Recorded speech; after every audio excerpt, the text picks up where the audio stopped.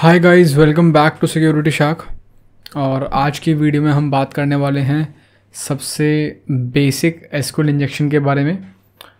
So this is the easiest form of SQL injection that you can find. And as you guys know कि मैं beginner friendly cyber security videos की playlist यहाँ पे ready कर रहा हूँ। So to get you started quick in cyber security, this is the bare minimum amount of SQL injection that you need to know. So बिना किसी देरी के चलिए शुरू करते हैं। डेमो दिखाने के लिए मेरे पास यहाँ पे एक इंटेंशनली वल्नरेबल वेबसाइट है जिसका नाम है testphp.vulnweb.com। इस वेबसाइट को जब आप विज़िट करेंगे प्रैक्टिस के लिए तो मैं आपको सजेस्ट करूँगा कि आप इसे अपनी VM में ही विज़िट करें, because this is an intentionally vulnerable website. So that simply means कि यहाँ पे काफ़ी सारे लोग बाग अपने मेलिशियस पेलोड्स वगैरह ट्राई करते होंगे, टेस्टिंग वगैरह ट्राई करते होंगे। तो मे बी किसी नोटोरियस हैकर ने यहाँ पे कोई मेलिशियस जावास्क्रिप्ट क्या पता पहले इंजेक्ट कर रखी हो। That's why I am suggesting कि आप इसको VM में ही खोलें। अब एसक्यूएल इंजेक्शन डायरेक्टली स्टार्ट करने से पहले मैं आपको थोड़ा सा ये बता दूँ कि इससे पहले what do I expect as a prerequisite over here? So थोड़ा सा बिल्कुल ऐसे नहीं चलेगा कि आपको SQL बिल्कुल भी नहीं आता है। कभी ना कभी आपको कुछ ना कुछ आइडिया होना चाहिए SQL के बारे में कि SQL होता क्या है, SQL की फुल फॉर्म क्या होती है, कैसे यूज़ करी जाती है, लैंग्वेज का सिंटैक्स क्या होता है, तभी आप फॉलो अलॉन्ग कर पाएंगे। तो बेयर मिनिमम नॉलेज जो आपको होनी चाहिए वो मैंने आपको बता दी है। इसके अलावा अगर आप स्ट्रगल करते हैं इस ट्यूटोरियल को फॉलो अलॉन्ग करने में तो मैं आपको सजेस्ट करूँगा एक बार तो आप मेरा ट्यूटोरियल पूरा देख लें, उसके बाद इन टॉपिक्स को जाकर रिव्यू करें।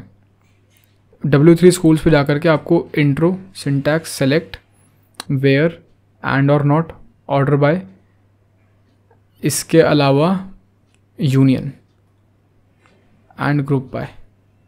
सो ये कुछ इम्पॉर्टेंट टॉपिक्स हैं। प्रॉबेबली हर एक टॉपिक 5 मिनट्स के अंडर हो जाना चाहिए। सो ये चीज़ मैं आपको सजेस्ट करना चाहूँगा कि आप एटलीस्ट बेयर मिनिमम इतना तो पढ़ें, उसके बाद आपको ये ट्यूटोरियल ज़्यादा अच्छे तरीके से समझ में आएगा। सो चलिए इंजेक्शन देखते हैं। मैं अपनी तरफ से कोशिश करूँगा कि यहाँ पे अगर कोई स्पेसिफिक पॉइंट हो डिटेल में समझाने के लिए तो मैं यहाँ पे आके आपको उसका लाइव डेमो भी दिखाने की कोशिश करूँ कमांड को एक्सप्लेन करते हुए। बाकी I would not be able to teach you SQL in the SQL injection video. ठीक है जी। तो सिंप्लीफाई करने के लिए मैंने SQL इंजेक्शन के स्टेप्स मेंशन करे हैं यहाँ पे। Let me just show it to you. So this is the most basic query that I expect कि आपको ये चीज़ ये सिंटैक्स समझ में आ रहा होगा यहाँ पे। स्टिल मैं आपको थोड़ा सा समझा देता हूँ। सेलेक्ट स्टार फ्रॉम, ये यहाँ पे रिप्रेजेंट करता है कॉलम के नाम के सारे कॉलम फेच करो। कौन सी टेबल में से फेच करना है, यहाँ पे आता है टेबल का नाम। वेयर कंडीशनल ऑपरेटर है, उसके बाद आता है आपका कॉलम का नाम और जो भी आपको कंडीशन स्पेसिफाई करनी है, और इस पैरामीटर के अंदर कुछ वैल्यू जाती है समथिंग समथिंग। एंड SQL की क्वेरीज सेमीकोलन से एंड होती है। अगर आपको एक क्वेरी समझ में आ रही है तो आई बिलीव के you are competent enough to follow along with this tutorial.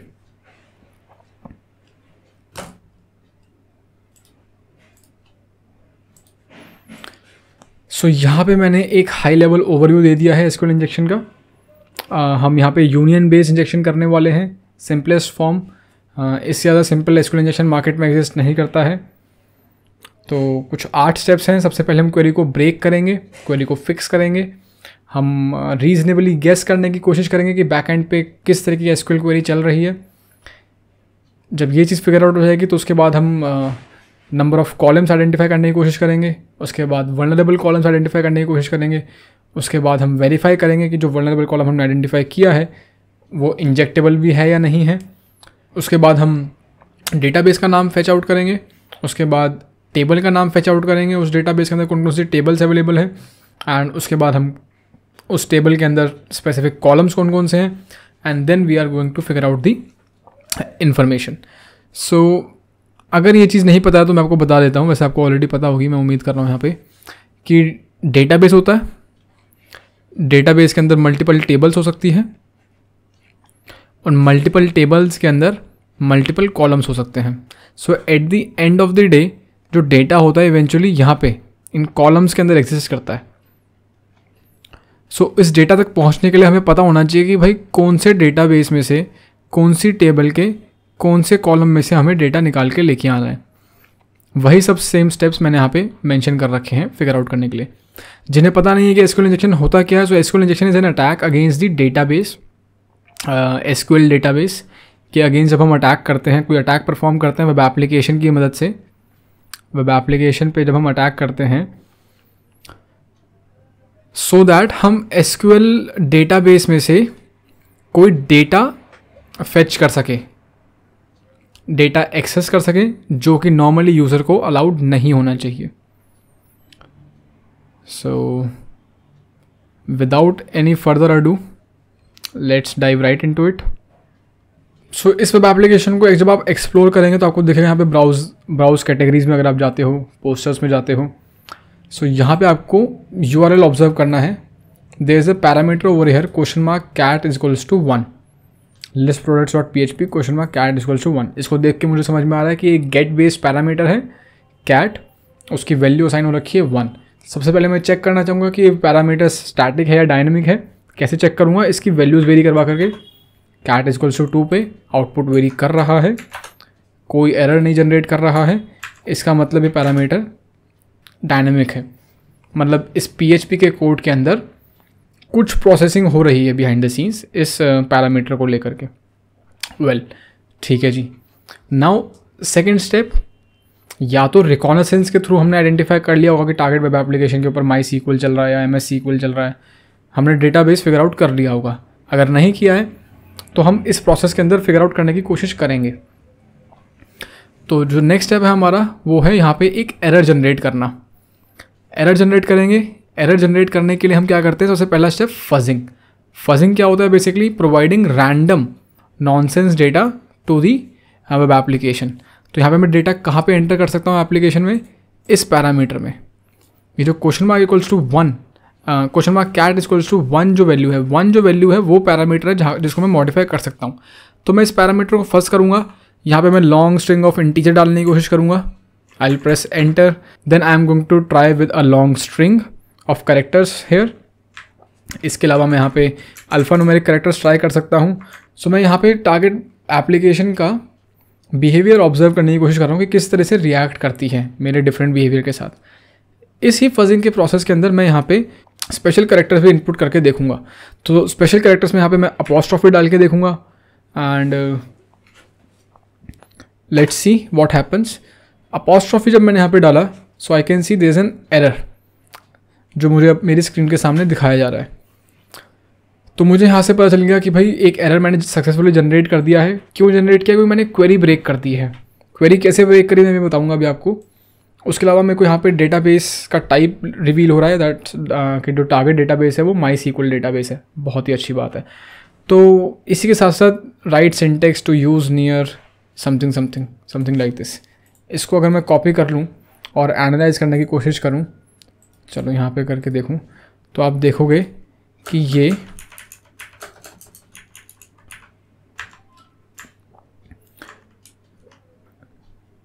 जो बीच में मैंने डाला है अपॉस्ट्रोफी, ये मेरा इनपुट है और इसके अलावा ये एरर के अंदर ऑलरेडी अपेंडेड इनपुट है। ठीक है जी। So what happens here is, जो जनरल बेसिक एसक्यूएल की क्वेरी होती है, अगर मैं आपको दिखाऊं यहाँ पे। सो लेट्स से डेवलपर ने इस सिनेरियो में बिहाइंड द सीन क्वेरी को, जो भी यूज़र इनपुट है यहाँ पे जा रहा है, उसको इन्वर्टेड कॉमास के अंदर बंद किया था। अगर मैं इनपुट देते टाइम एक एक्स्ट्रा इन्वर्टेड कॉमा यहाँ पे डाल दूंगा तो यहाँ पे इन्वर्टेड कॉमा मिसमैच हो जाएंगे। आपको पता होगा कि ब्रैकेट्स, इन्वर्टेड कॉमा, अपॉस्ट्रोफी ये सब पेयर्स में चलते हैं। This is one thing. Let's say यहाँ पे डेवलपर ने अपॉस्ट्रोफी में एनक्लोज किया था इसको, एंड मैंने अपने इनपुट के साथ एक अपॉस्ट्रोफी और डाल दिया। सो अगर मैं यहाँ पे समझने की कोशिश करूँ तो इसमें से मैं पूरी की पूरी क्वेरी नहीं कंट्रोल कर पा रहा हूँ, मैं केवल और केवल इतना पार्ट कंट्रोल कर पा रहा हूँ। ये तो ऑलरेडी है, ये तो डेवलपर ने बैकएंड पे डिसाइड किया है कि मेरे को यूज़र इनपुट को कैसे इनक्लोज करना है। This is done on the backend side. ये मैं गेस करूँगा, ये मैं गेस कर रहा हूँ, I do not know anything about it. और ये ही है केवल और केवल user controlled input, this is the part. तो इसके अंदर मैं एक बार अपॉस्ट्रोफी डाल के देखूंगा, इन्वर्टेड कॉमा डाल के देखूंगा कि क्या क्वेरी ब्रेक कर पा रहा हूँ कि नहीं कर पा रहा हूँ। That is the thing. So हमने देखा कि एरर जनरेट हुआ है, इसका मतलब क्या है कि या तो बैकएंड पे क्वेरी अपॉस्ट्रोफी में इनक्लोज है या फिर बिना अपॉस्ट्रोफी के इनक्लोज्ड है। तो अगर अपॉस्ट्रोफी नहीं है और मैंने एक अपॉस्ट्रोफी डाल दिया तो भी एरर जनरेट होएगा। So this is what I was trying to say in step 1 कि हमें रीजनेबली गेस करनी है कि बैकएंड पे एसक्यूएल क्वेरी किस तरीके की चल रही है। Well, going back here, let's try to fix this query. Let's say कि भाई यहाँ पे एक अपॉस्ट्रोफी लगा हुआ था। अगर मैं एज्यूम कर लेता हूँ यहाँ पे कि बैकएंड पे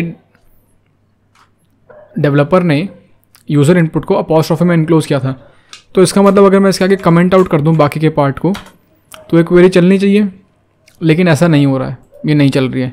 इसका मतलब अपॉस्ट्रोफी में इनक्लोज नहीं है।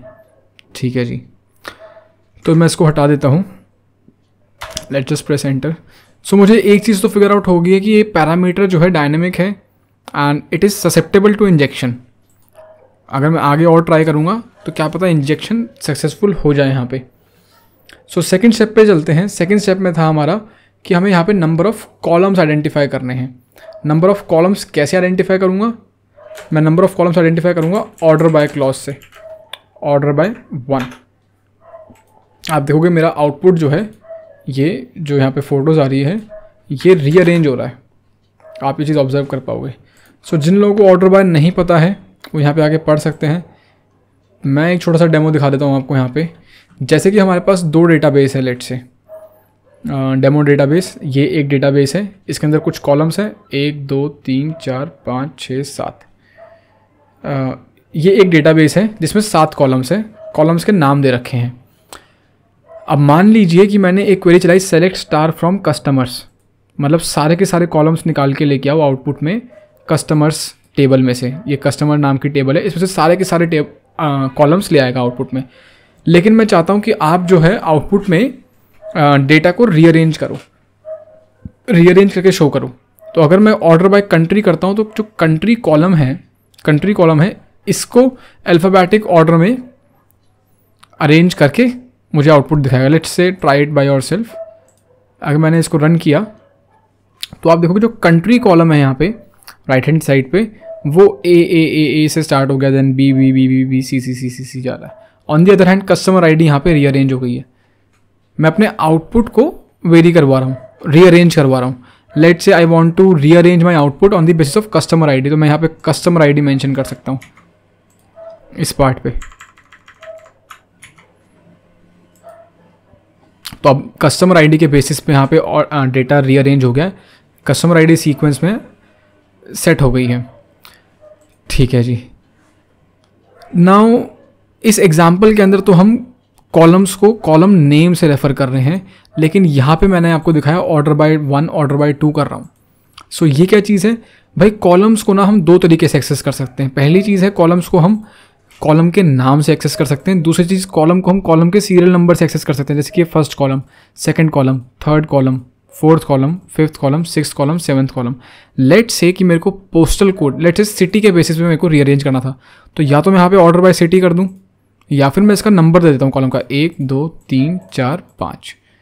सो यहाँ पे अगर मैं कर देता हूँ ऑर्डर बाय 5 तो ये फिफ्थ कॉलम के बेसिस पे आउटपुट को रीअरेंज कर देगा। तो आप सिटी का नाम देखोगे आप A B B B B B C, इसने अब सिटी कॉलम के हिसाब से आउटपुट को रीअरेंज कर दिया। ठीक है जी। तो यहाँ पे हम order by 1 order by 2 order by 3 क्यों कर रहे हैं? हम ये इसलिए कर रहे हैं क्योंकि हम फिगर आउट करना चाहते हैं कि ऑर्डर बाय से जो पहले क्वेरी है इसका कुछ आउटपुट आ रहा होगा, इसके अंदर कुछ कॉलम्स आ रहे होंगे आउटपुट में, उसमें कितने कॉलम्स आ रहे हैं आउटपुट में। बैकएंड पे डेटाबेस में से जो आउटपुट आ रहा है मेरे पास जो टेबल से मेरे पास यहाँ पे आउटपुट आ रहा है उस टेबल के अंदर कितने कॉलम्स हैं। ये चीज़ परफॉर्म करने के लिए मैं ऑर्डर बाय 1 करूँगा, क्योंकि मैं कॉलम के नाम तो जानता नहीं, तो मैं उनको सीरियल नंबर वाइज एक्सेस करने की कोशिश करूँगा। Order by 1, order by 2, order by 3, मतलब थर्ड कॉलम से रीअरेंज कर दो। उप्स, ऑर्डर बाय 3 मतलब थर्ड कॉलम से रीअरेंज कर दो, फोर्थ कॉलम से रीअरेंज कर दो, फिफ्थ कॉलम से रीअरेंज कर दो, सो ऑन एंड सो फोर्थ। ये कब तक चलेगी चीज़, ये चीज़ कब तक चल सकती है। अब मेरे आउटपुट के अंदर यहाँ पे 7 कॉलम्स आ रहे थे, तो मैं ऑर्डर बाय 7 ही तो कर सकता हूँ लास्ट।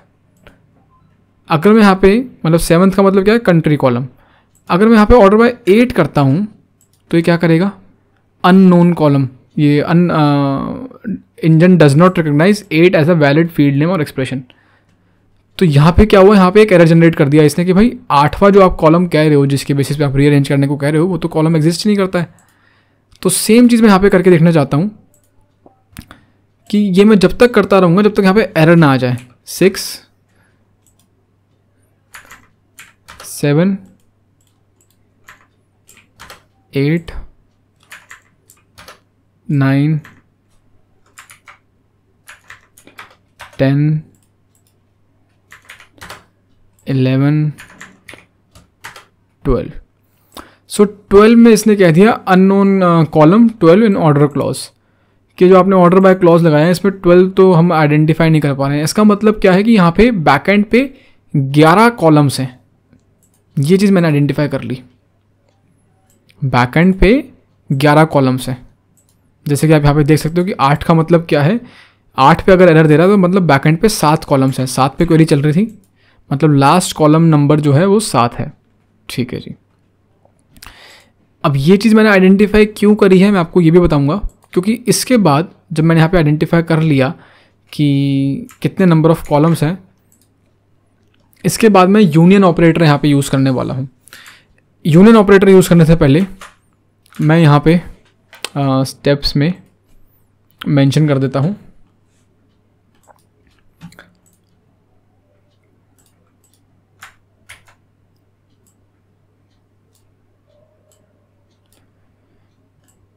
ये हमारा सेकंड स्टेप था आइडेंटिफाई कॉलम्स वाला। सो ये कुछ नहीं, यहाँ पे यूआरएल एनकोड हो गया, %20 स्पेस के लिए होता है, तो यहाँ पे बीच में %20 इम्प्लीमेंटेड है, that is simply spaces in between. I hope you guys would be able to understand this. यहाँ से मैंने क्या आइडेंटिफाई किया, number of columns behind the scene. अब नेक्स्ट अगर मैं बात करूँ, नेक्स्ट हमारा टास्क क्या है, फाइंड वल्नरेबल कॉलम्स। स्टेप 2 हमने कर लिया, स्टेप 1 हमने कर लिया, find vulnerable columns. Vulnerable columns find out करने के लिए हमें यहाँ पे यूज़ करना रहेगा union operator. Union select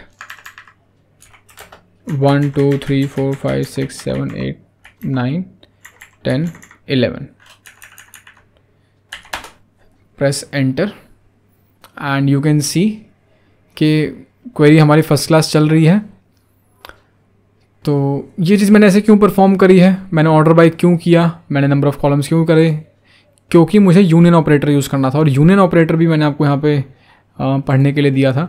union operator किस लिए यूज़ होता है, यूनियन ऑपरेटर 2 सेलेक्ट स्टेटमेंट्स को कंबाइन करके यूज़ करने के काम आता है, जब आपको एक से ज़्यादा सेलेक्ट स्टेटमेंट यूज़ करनी हो। तो जब यूनियन ऑपरेटर आप यूज़ करोगे ना, इसमें क्या रहता है कि पहले वाली क्वेरी एग्जीक्यूट होएगी, इसका कुछ आउटपुट आएगा something like this. Let's say इसके आउटपुट में 1 2 3 4 कॉलम्स आ रहे हैं।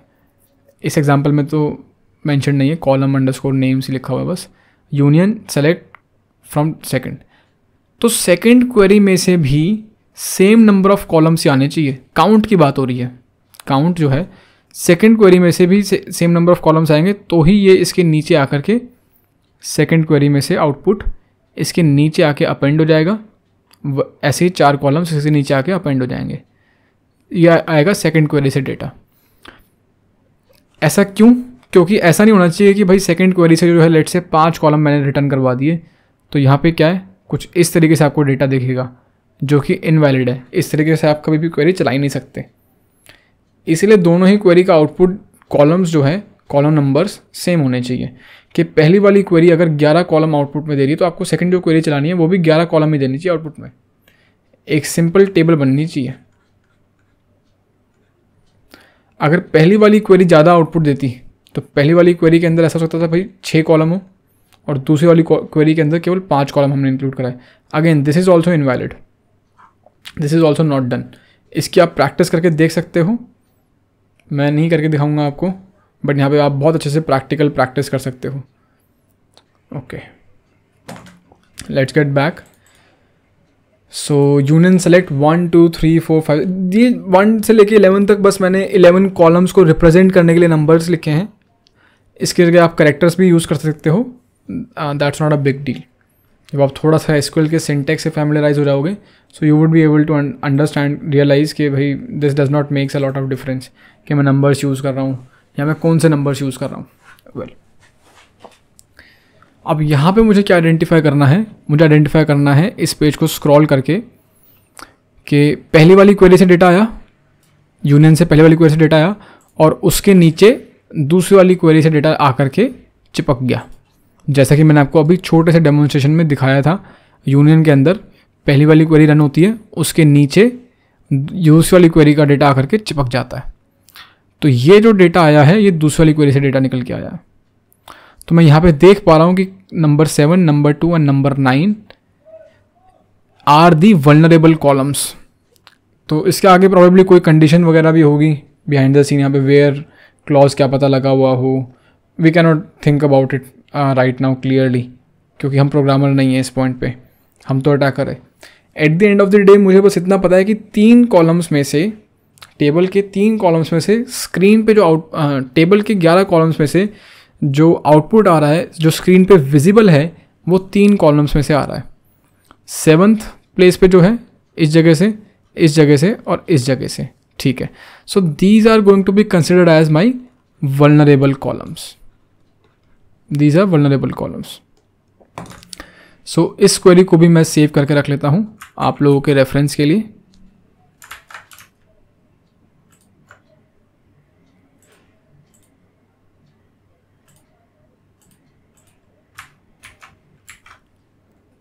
ओके, सो इस पॉइंट से मैंने क्या फिगर आउट किया, इस पॉइंट से मैंने फिगर आउट किया वल्नरेबल कॉलम्स मेरे क्या हैं, 2, 7, 9। Oops, 2, 7, 9 are my vulnerable columns. ये मैंने इस पॉइंट पे फिगर आउट कर लिया। अब नेक्स्ट क्या है, हमें वेरीफाई करना है कि जो वल्नरेबल कॉलम्स में हम इंजेक्ट भी कर पा रहे हैं कि नहीं कर पा रहे हैं। कैसे करेंगे, लेट्स से जो सेकंड नंबर का कॉलम है यहाँ पे हमारे पास, इस पे मैं टेस्टिंग करना चाहता हूँ। तो सेकंड नंबर के कॉलम पे लेट्स से मैं एसक्यूएल का कुछ क्वेरी रन करना चाहता हूँ, let's say version function. Press enter and just check it out कि मेरे पास आउटपुट में वर्जन आ रहा है या नहीं आ रहा है। वर्जन आ गया, तो इसका मतलब कि इस पैरामीटर पे मैं जो भी कमांड एंटर कर रहा हूँ डायरेक्टली डेटाबेस पे जाके एग्जीक्यूट हो जा रही है। So there is a potential SQL injection over here. Similarly मैं यहाँ पे क्या करूँगा, डेटाबेस का नाम निकालूंगा। डेटाबेस का नाम कैसे निकाल सकते हैं हम MySQL में, डेटाबेस फंक्शन की मदद से। मैंने एंटर किया एंड यहाँ पे सेकंड कॉलम पे जो मेरा आउटपुट आया है वो आया है AccuArt। सो इसको भी मैं यहाँ पे सेव कर लेता हूँ आपके रेफरेंस के लिए।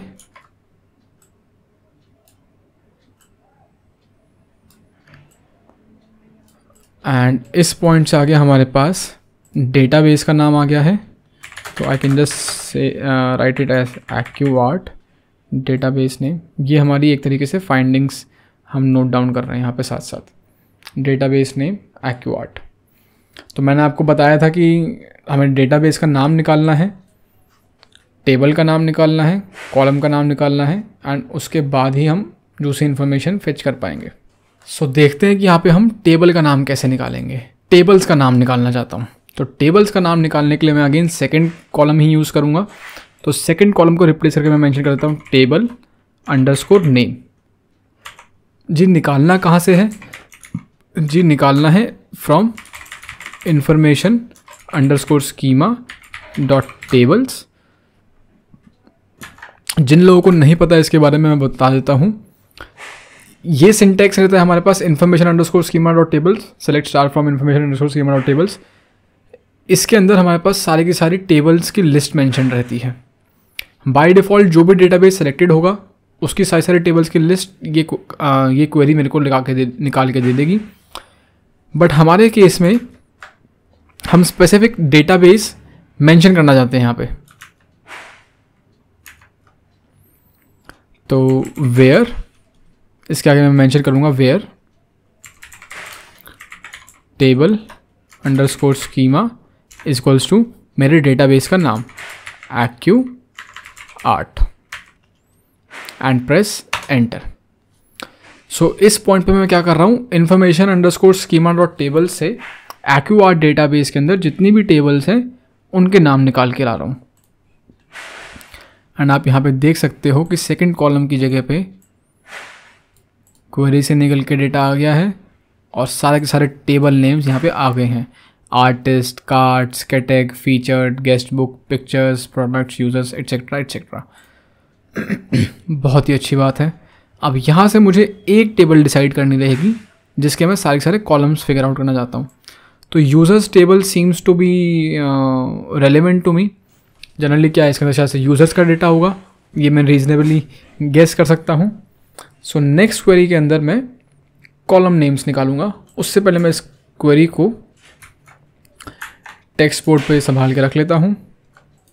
Okay, so let's go back and अब मुझे यूज़र्स टेबल में से कॉलम नेम्स निकालने हैं। तो कॉलम नेम्स निकालने के मेरे पास सिंटैक्स रहेगा column underscore name from information underscore schema dot columns.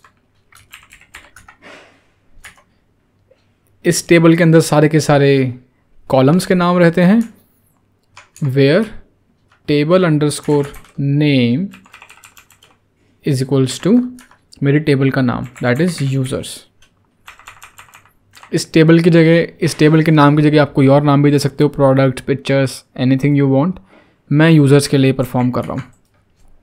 Let's press enter and यहाँ पे मैं देख सकता हूँ कि आउटपुट में आया है address, card, CC, probably credit card, email, name, pass, phone, you name. तो इस पॉइंट पे मुझे क्या मिला है, किस तरह का डेटा मिल रहा है, थोड़ा सा अगर मैं आपको एक रिकैप दे दूँ इस पॉइंट पे। तो मैंने फिगर आउट किया कि टारगेट डेटाबेस का नाम क्या है, AccuArt। एक AccuArt नाम से डेटाबेस मिला, उसके अंदर हमारे पास बहुत सारी टेबल्स मिली, मल्टीपल टेबल्स थी। उसमें से एक टेबल का नाम था यूज़र्स। अब उस यूज़र्स टेबल के अंदर कौन कौन से कॉलम्स हैं वो मेरे को यहाँ पे देखने को मिल रहे हैं। एक कॉलम है यू नेम या नेम कॉलम है, नेम है, यू नेम भी था शायद ऊपर, देख लेंगे, उसमें इतनी बड़ी बात नहीं है कोई। Pass, email, pass, CC, email, pass, so on and so forth. तो ये कुछ बड़ी टेबल है। इसके अंदर जितने भी कॉलम्स हैं वो मैंने फिगर आउट कर लिए हैं और यही हमारा प्रोसीजर था। डेटाबेस का नाम निकालो, टेबल का नाम निकालो, कॉलम का नाम निकालो और नेक्स्ट स्टेप पे आप जो भी डेटा इसके अंदर फीडेड है आप उसको डंप कर सकते हो। सो इस क्वेरी को सेव कर लेता हूँ। लास्ट स्टेप रह गया है हमारे पास यहाँ पे, that is fetch juicy information. So अगर आपके पास कॉलम का नाम हो और टेबल का नाम हो तो इन्फॉर्मेशन निकालना इतना मुश्किल नहीं रहता है। तो मैं यहाँ पे सिंपली डिसाइड कर ले रहा हूँ कि कौन से कॉलम से इन्फॉर्मेशन चाहिए मुझे चाहिए यू नेम कॉलम से और पास कॉलम से। तो यू नेम कॉलम से मैं इन्फॉर्मेशन निकाल लेता हूँ लेट से सेकंड कॉलम पे और पासवर्ड मैं निकाल लेता हूँ लेट से 9th कॉलम पे।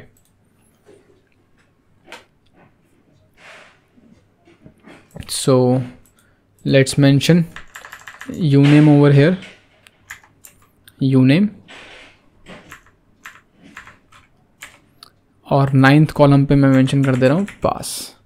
फ्रॉम कहाँ से, यूज़र्स टेबल में से चाहिए मुझे। एंटर प्रेस करो एंड आपके पास डेटा आ जाएगा। सो यूज़र्स टेबल के अंदर यूनेम कॉलम के अंदर एक यूज़र है टेस्ट नाम से, उसका पासवर्ड है टेस्ट नाम से।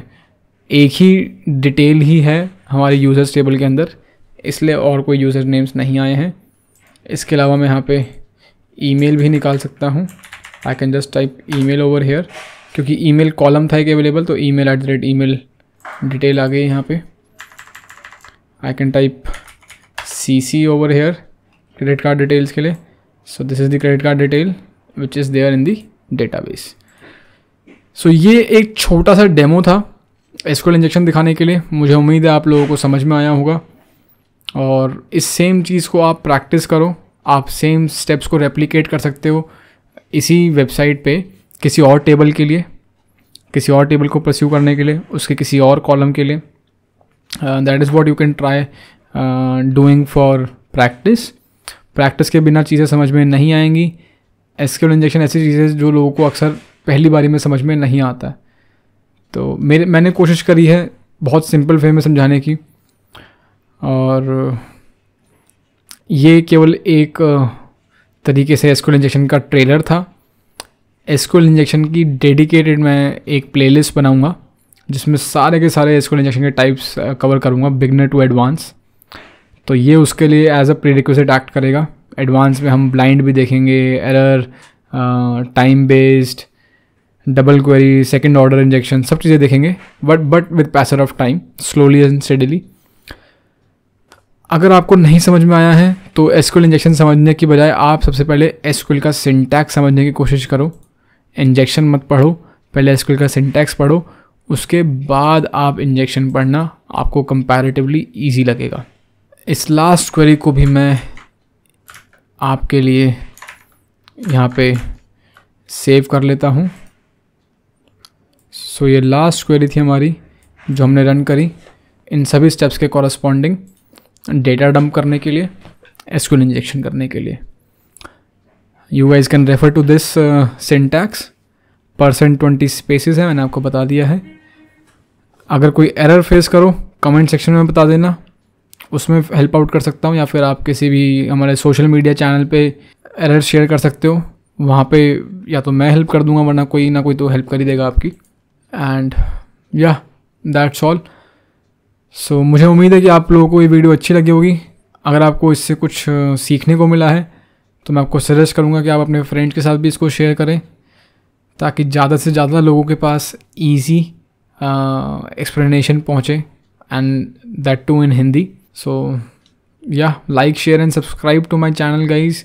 Have a great day ahead and we'll meet soon. Bye bye.